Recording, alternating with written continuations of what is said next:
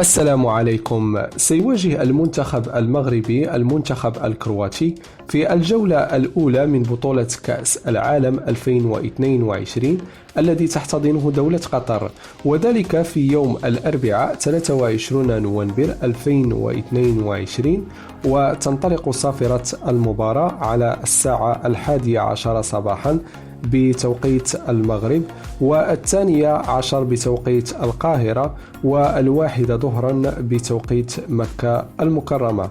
وستقام هذه المباراة على ملعب البيت من أكبر ملاعب مونديال قطر، وستكون المباراة منقولة مباشرة على قنوات بين سبورت القطرية، ومن المتوقع نقل المباراة على قناة اون تايم سبورت المصرية.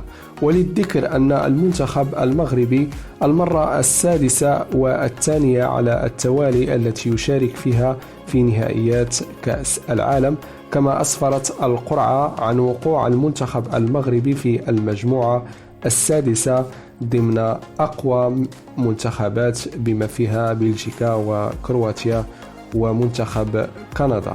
ويعد المنتخب المغربي كأكثر فريق عربي يتواجد في نهائيات كأس العالم إلى جانب السعودية وتونس 6 مرات، إذ تواجد 5 مرات في نسخ 2018 والنسخة 1998 والنسخة 1994 و1986 والنسخة الأولى 1970.